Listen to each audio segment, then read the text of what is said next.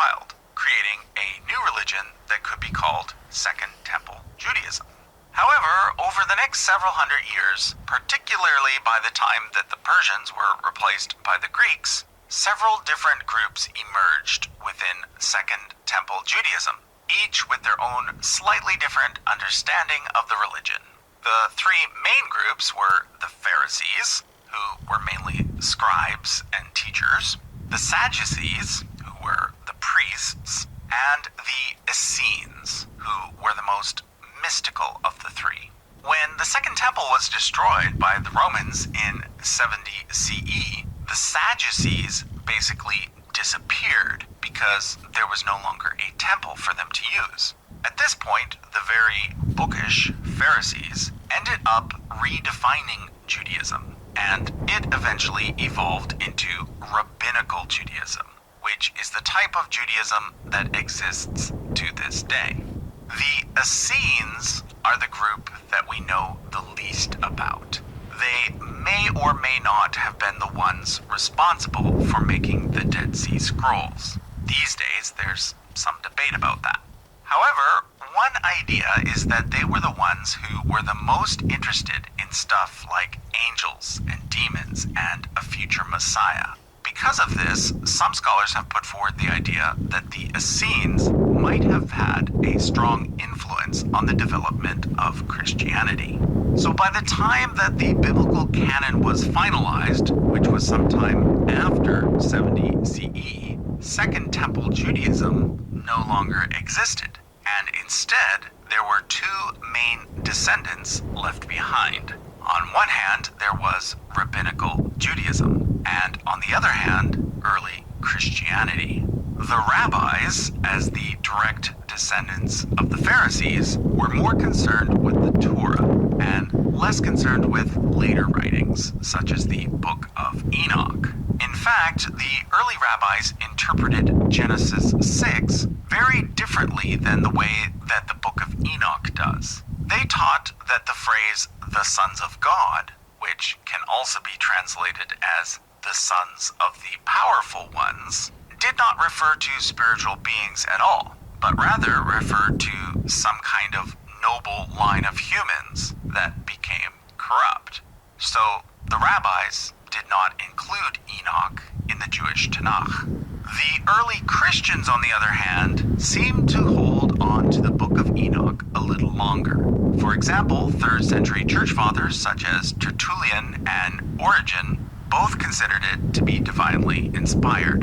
However, in 382 CE at the Council of Rome, it did not make the final cut when the contents of the Catholic Bible were finally set in stone. Of course, it did remain in the Ethiopian Bible, which is why it did make it into this video.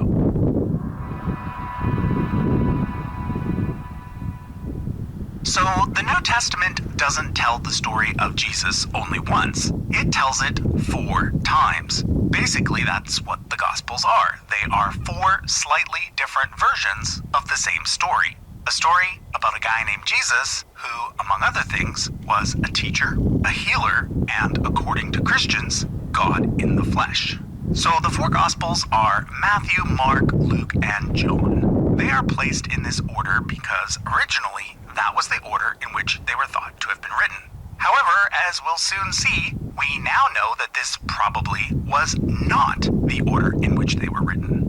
One thing that is clear about the Gospels is that one of them is very different from the others. That's the Gospel of John. The other 3, Matthew, Mark, and Luke, are known as the Synoptic Gospels. Synoptic meaning seen together. Although they have some differences, they also share a lot in common. If you think of each gospel as being like 4 essays written by 4 different students, any teacher would immediately come to the conclusion that 3 out of the 4 students cheated. Either somebody copied from somebody, or they all worked together, or they all downloaded the same essay off the internet and made a few changes, hoping the teacher wouldn't notice. The puzzle over who copied who has intrigued scholars ever since the Gospels were written. In academic circles, it is known as the synoptic problem, and there have been a lot of different theories put forward about how to solve the mystery. I'm going to look at 3 of them. However, before I do that, let me quickly talk about the authors themselves. Contrary to popular belief, there are actually no author names attached to any of the 4 Gospels. The attributions to Matthew, Mark, Luke, and John are simply based on tradition. 2 of the names, Matthew and John, are names belonging to the list of Jesus' 12 disciples. Mark is thought to have been an assistant to Peter, the leader of the 12 disciples, and Luke is thought to have been an assistant to Paul, arguably the most important figure in the development of early Christianity. So in other words, all 4 Gospels have strong associations with very important early Christian figures. But did Matthew, Mark, Luke, and John actually write the Gospels that are attributed to them? Well, according to most conservative Christian scholars, the answer is yes. However, according to most critical scholars, the answer is probably not. Either way, I think it's useful to think of each author as representing more of a community or tradition rather than a single author. We saw something similar when we looked at the Old Testament prophets. For example, the book of Ezekiel was probably not actually written by Ezekiel. However, it was probably written by a member of a school of thought that originated with a man named Ezekiel. In a similar manner, even if the Gospel of Matthew wasn't actually written by Matthew, the disciple of Jesus, it was likely written by an author who belonged to some sort of community that had a connection to Matthew. So with that said, let's now look at 3 possible solutions to the synoptic problem. I'll start with the one that is by far the most accepted solution these days. It is called the 2-source hypothesis. This hypothesis is based on the idea that Mark was written first, and that both Matthew and Luke used Mark as a source. However, it also introduces the idea of a second source, which was available to both Matthew and Luke, but not to Mark. This second source is called Q, but unfortunately, it no longer exists. The idea is that Q was simply a collection of short sayings attributed to Jesus. Some of the reasons why most scholars believe that Mark was written first include the fact that it is the shortest of the 3 synoptics, with very little material that is not found in the other 2, as well as the fact that it uses grammar that is less refined and a theology that is more primitive. So the basic idea is that both Matthew and Luke took what they found in Mark and attempted to improve on it, both by adding more content and by tidying up the language. The second most popular solution is generally known as the Griesbach hypothesis, named after a German scholar who wrote about it almost 250 years ago. However, although this hypothesis is an older one, it's actually seeing kind of a rebirth these days. It argues that Matthew was written first, and that Luke was written second, using Matthew as a source, meaning that Mark was actually written last. The idea is that Matthew wrote his gospel at a time when the Christian church was primarily still comprised of Jews, that Luke wrote his gospel after Paul started to spread Christianity to the Gentiles, meaning non-Jews, and that Mark wrote his gospel as a way to summarize the previous 2 and to put Peter's stamp of approval on both of them. Now, it is in fact true that Matthew is the most Jewish-y gospel of the 3, and that Luke is the most Gentile-focused. In fact, if we go by tradition, Luke is the only author in the entire Bible, both Old and New, that was not Jewish. Tradition holds that he was Greek and that he was a medical doctor by profession. However, according to critical scholarship, Luke may have simply been a Hellenized Jew. But the main problem with the Griesbach hypothesis concerns Mark. If Mark wrote last and had Matthew and Luke as references, why did he leave out key events such as the birth story and the post-resurrection appearances? Note that the oldest manuscripts of Mark end with chapter 16, verse 8, in which 3 women discover the empty tomb and simply run away, afraid. Almost all scholars agree that verses 9 to 19 were added much later. The last solution we're going to look at is a bit of a wild card. It's the most cutting-edge solution and therefore does not currently have widespread acceptance. It's called the Q plus Papias hypothesis and was put forward by a professor named Dennis MacDonald. MacDonald is also known for putting forward the idea that the Gospel of Mark was modeled on the works of Homer. Like the two-source solution, this hypothesis holds that Q and Mark were written first. However, it differs in that it posits that Q was written before Mark and that Mark had access to it. This is why we get the term Q+.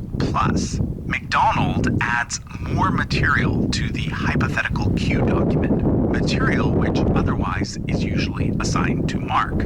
Next comes Matthew, who had access to both Q+ and Mark. And then he adds a document called Papias. Papias was an early bishop who lived from around 60 to 130 CE.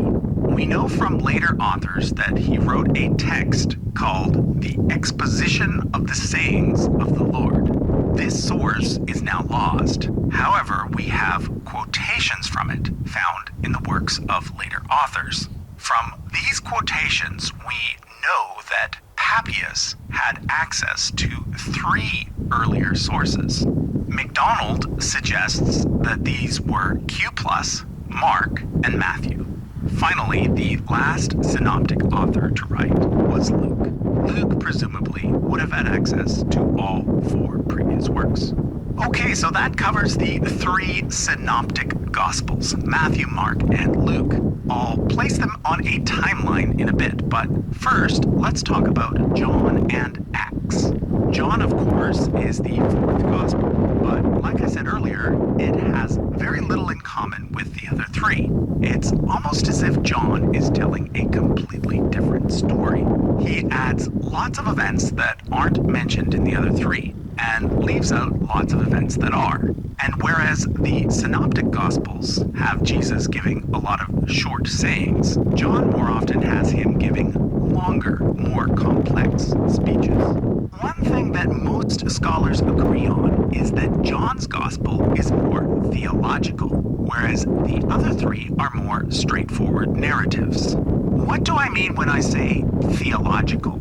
I should probably elaborate because I've used the word several times in my various Bible videos, but have never really explained myself. For example, I keep repeating that we have to remember that the Bible was written in order to make theological points, not to simply record history.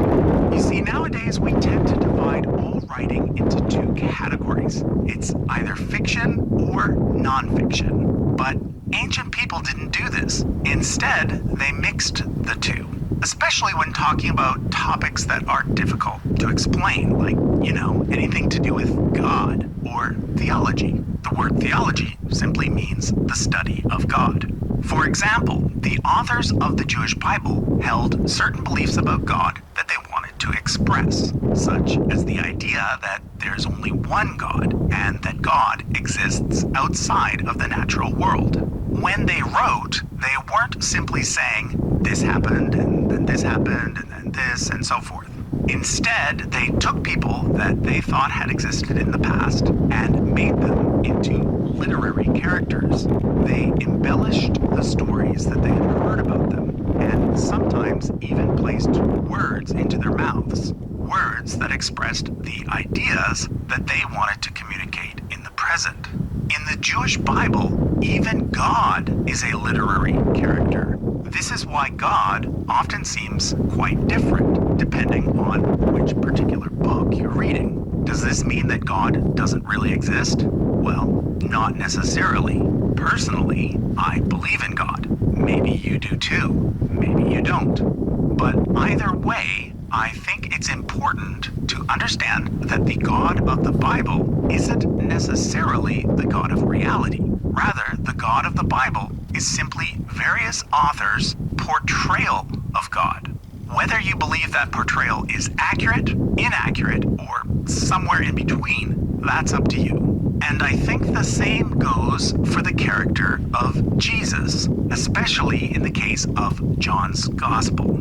Obviously, many Christians believe that Jesus said every single word that the Gospels say he said.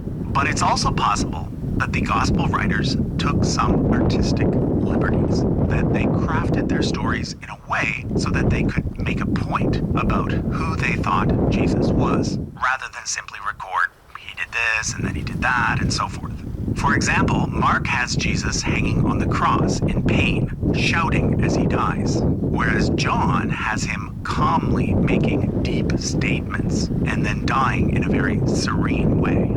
Okay, one more thing about the Gospel of John. According to some scholars, John has at least 2 layers. Instead of using the Q source, which was simply a list of Jesus' short sayings, it seems that John instead may have used a now lost source known as the Signs Gospel, a text that listed the various miracles that Jesus was said to have performed. It's possible that John, or more likely a follower of John, used the Signs Gospel as a starting point and then worked the rest of the material around it. Next up is the book of Acts, also known as the Acts of the Apostles. Whereas the Gospels tell the story of Jesus up until his death and resurrection, Acts tells us the story of what his disciples, aka the apostles, did after he was gone. In other words, it tells the story of how the Christian church came to exist. And we happen to know who wrote it. Well, kind of. The person who wrote the book of Acts is the same person who wrote the Gospel of Luke. So traditionally, that would be Luke the physician. In other words, Luke Acts is actually a 2-part work that has been unfortunately split up. A better way to arrange the first 5 books of the New Testament might be to order them like this. First, Mark, then Matthew, then Luke Acts, then John. Let's now bring up a timeline. Every line on this chart represents a block of 10 years. Let's first add the lifetime of Jesus. There are various theories out there about when exactly Jesus was born, when exactly he died, and even whether or not he existed in the first place.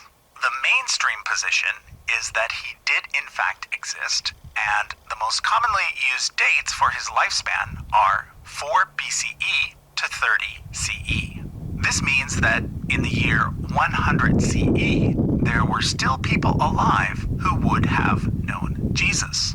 Now, other than Jesus himself, the most important person when it comes to the development of early Christianity is Paul. Paul was not one of Jesus' disciples when Jesus was still alive. Instead, he became a follower a few years after Jesus died, somewhere between 34 and 37 CE. Although Paul himself was a Jew, he was the person primarily responsible for taking Christianity from being a minor sect of Judaism and making it into a brand new religion that consisted mostly of non-Jews. Traditionally, Paul is said to have lived up until the reign of Emperor Nero and was killed sometime between 64 and 68 CE. We'll be talking about Paul more in the next episode when we delve into the epistles, but for now I thought it would be useful to put him on the chart for reference. Now, the most important date for understanding the development of both Judaism and Christianity is the year 70 CE. I mentioned that date in last week's video as the date for when the Second Temple was destroyed. Prior to this pivotal event, Judaism was a diverse religion with many different branches. one of which was early Christianity. But the destruction of the temple forced Judaism to evolve. Personally, I like to think of 70 CE as the date for which both Christianity and rabbinical Judaism were truly born. Both religions developed as a way to deal with the loss of the temple. On one hand, the rabbis shifted the focus onto studying the Torah and meeting in synagogues for prayer, whereas on the other hand, the Christians shifted the focus onto the person of Jesus and on seeing his death as the replacement for the earlier temple sacrifices. All three of the synoptic gospels reference the destruction of the temple. Unless one interprets these as being real prophecies, which many Christians do, this means that the earliest date for any of the synoptic gospels is 70 CE. Most scholars do place Mark somewhere just shortly after 70 CE, and then Matthew and Luke Acts somewhere around 10 years later. Q, if it did exist, would be placed before 70 CE, perhaps as early as the year 40. John, on the other hand, is usually placed last, around the year 100 CE. So, even though the Gospels may not have been written by the individuals they are now named after, they were all likely written during a time when people who had known Jesus were still alive. Which means, even if you're like me and don't believe that Jesus was the Son of God, the Gospels are still fairly good sources for gathering some basic information about his life. Now, before I go, I want to address one more topic. Since I won't be doing a separate episode on the New Testament Apocrypha, I thought I'd bring up the most famous Gospel that didn't make the final cut. The Gospel of Thomas. The Gospel of Thomas is one of many other non-canonical Gospels that still exist. That's right, we have dozens of other Gospels beyond just the 4 that made it into the New Testament. Most of these are thought to have been written much later. However, the Gospel of Thomas is the exception to this rule. According to some scholars, it may have been written around the same time as the main 4.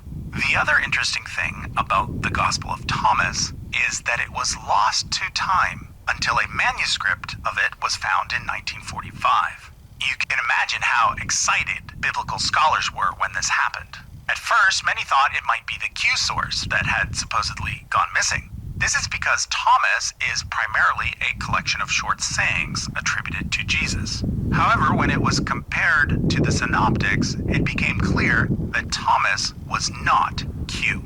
It's similar, but it's obvious from the text that Matthew, Mark, and Luke did not use the Gospel of Thomas when writing their own Gospels. So, who wrote this quote-unquote fifth Gospel, and how does it relate to the other 4? Well, like I mentioned earlier, it is best to think of the Gospels as being the products of certain camps or communities, rather than the works of single authors. So, for example, some scholars posit the existence of a Thomasine community and a Johannine community within early Christianity.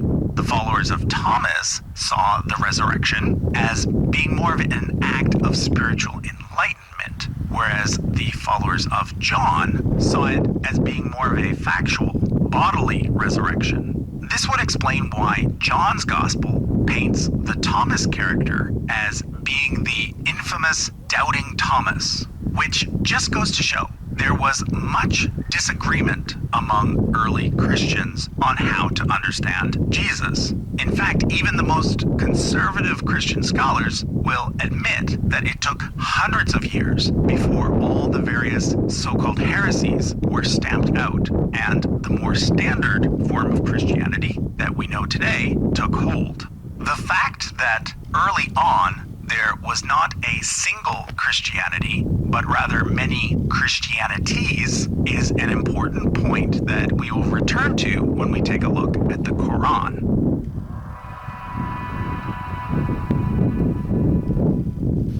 So we're going to start with the 9 letters written by Paul to specific churches. All 9 of these letters start with the exact same word, Paul. Nowadays, when a person writes a letter, they usually start with Dear So-and-so. In other words, they start with the recipient's name. However, when it comes to the New Testament epistles, we get the opposite. The letters always start with the sender's name first, then the recipient, and then usually some kind of personal greeting. Let's first take a look at a map to see the locations where each of these letters were sent. Romans, of course, was sent to Rome, which is the most familiar location on the list. 1st and 2nd Corinthians were sent to Corinth, Corinth being one of the major cities in Greece. Galatians was sent to Galatia. Galatia is the only place name on this list that is not a city. It refers to an entire region located right in the middle of Anatolia, what is today Turkey. We then get Ephesians, which was sent to the city of Ephesus on the coast of Anatolia. Next, Philippians, sent to Philippi, a city in ancient Macedonia, named after Alexander the Great's father, Philip.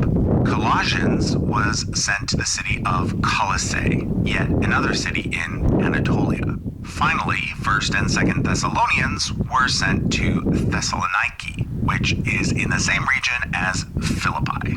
Now, this series is called Who Wrote the Bible, so the main question we need to answer is, did Paul actually write these letters?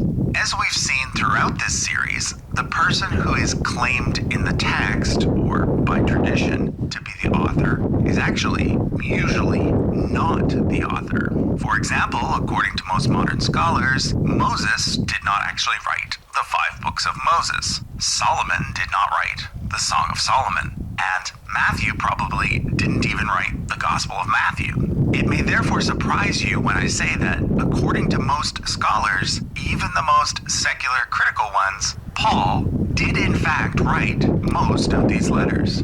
There is some disagreement over Ephesians, Colossians, and 2nd Thessalonians, but the rest, Romans, 1st and 2nd Corinthians, Galatians, Philippians, and 1st Thessalonians, are pretty much universally recognized as being the genuine works of Paul. How do scholars make distinctions like this? Well, it mostly boils down to style. The 6 epistles thought to be genuine all share a very similar writing style, similar vocabulary, similar grammar, and similar ideas. The other 3 stand out as being different. Now, this could indicate that Paul simply used an assistant to write these letters, or that he wrote them at a later date, or when he was in a very different mood. Like I say, scholars are divided on this. But for those who have doubts, these 3 are considered pseudepigrapha, meaning that they were probably written several decades after Paul's death by someone pretending to be Paul. As we've seen in previous episodes, it was not uncommon in ancient times for writers to do something like this. In the last episode, I used this timeline. As I mentioned then, Paul was not actually a follower of Jesus during Jesus' lifetime. He became a Christian after Jesus' death, sometime in the 30s CE, and he lived up until the 60s when he was killed during the reign of Emperor Nero. The genuine Pauline epistles can therefore all be placed within the range of his ministry. Generally, Galatians and 1st Thessalonians are thought to have been the earliest letters, both dating to around the year 50, with Romans and the 2 Corinthians being written sometime during the late 50s, and Philippians coming last, usually being placed in the early 60s. The other letters, if they are indeed pseudepigrapha, can probably be placed around the end of the 1st century or early in the 2nd century, which means that Galatians and 1st Thessalonians are the 2 earliest books in the entire New Testament, and that all of the genuine Pauline epistles were written prior to the 4 Gospels, which is an important point when it comes to the study of the historical Jesus. Skeptics have pointed out the fact that the Pauline epistles contain 0 references to biographical details about the life of Jesus, other than his death and supposed resurrection.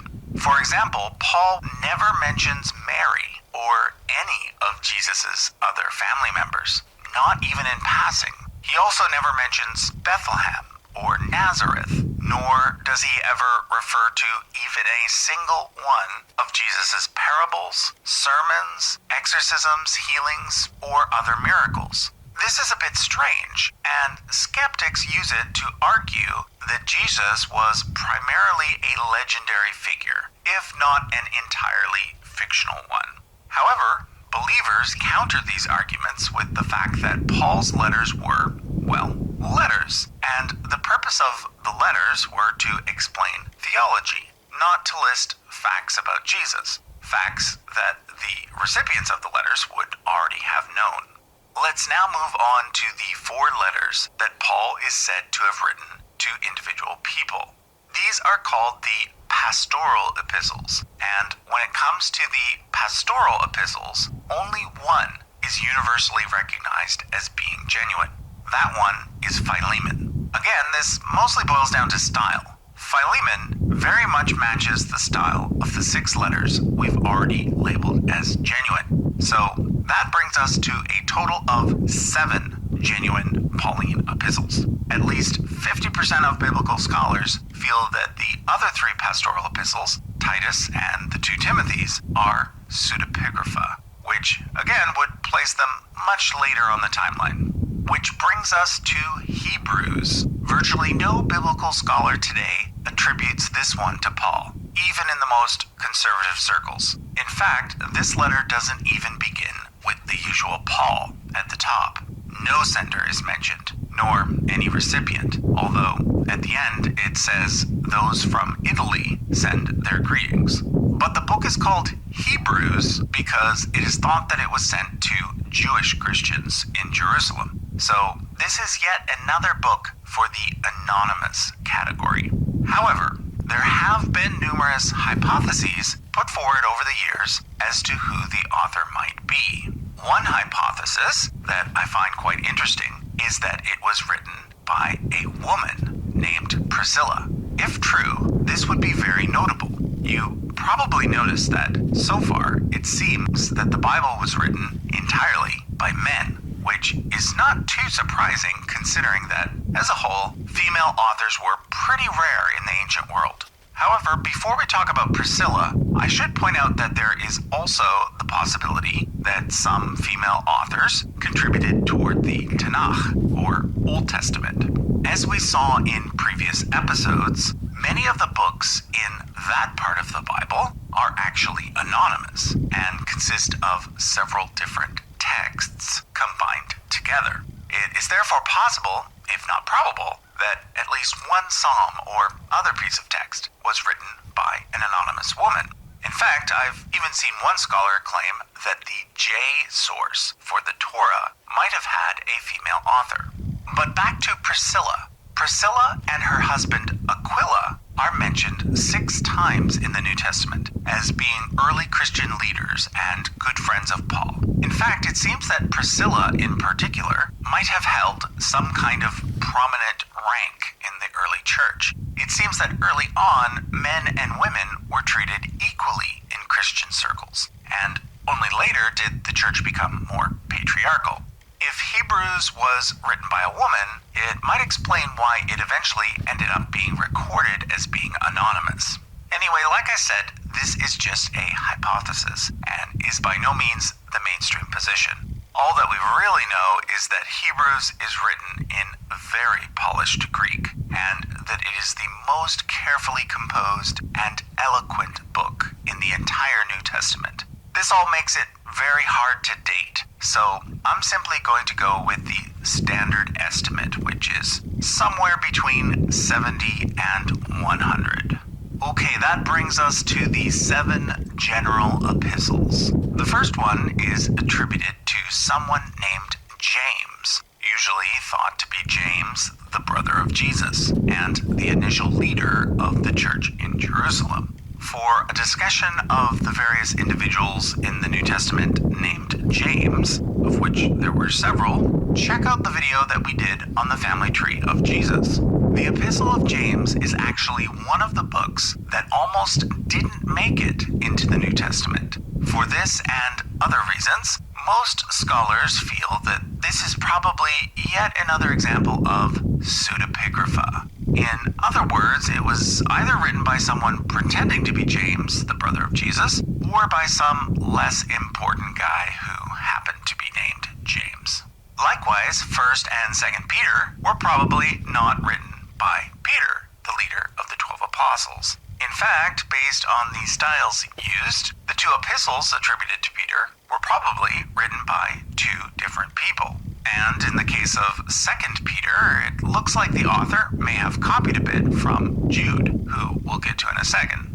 One of the arguments against authorship by Peter is the fairly safe assumption that Peter was an illiterate fisherman. Now, the counter-argument is that Peter could have learned to write later on, or that he could have used a secretary. However, Peter's writing skills are not the only problem. The letters simply do not come across as being written by someone who knew Jesus personally, which Peter did. They come across as being written by people who were highly learned with expert-level knowledge of the Septuagint and other ancient writings. Next up is the 3 letters attributed to John, traditionally thought to be the same person who wrote the Gospel of John. But unlike all the other epistles, except for Hebrews, these 3 letters don't actually start with the name of the sender, although letters 2 and 3 do start with the words, the elder. As I mentioned in the episode on the Gospels, the Apostle John probably didn't write the Gospel of John. However, it is likely that whoever did write the Gospel of John also wrote the 3 epistles of John. The styles are similar enough to assume a single author for all 4 works, so probably someone that was a member of the hypothetical Johannine community. The last epistle is the Epistle of Jude, said in the text itself to be the brother of James. Traditionally, this would mean that Jude was also the brother of Jesus. Like the Epistle of James, the Epistle of Jude was one of those books that almost didn't make the cut. Therefore, the assumption is that it is probably pseudepigrapha, which means that, according to most scholars, none of the general epistles are genuine letters from the people who were said to have written them. This is in contrast to the Pauline epistles, 7 of which, as we have seen, are in fact genuine. So all of the general epistles can probably be placed on the timeline somewhere late in the 1st century or early 2nd. Now, before I go, I want to mention one more epistle that almost made it into the New Testament, but was eventually cut out.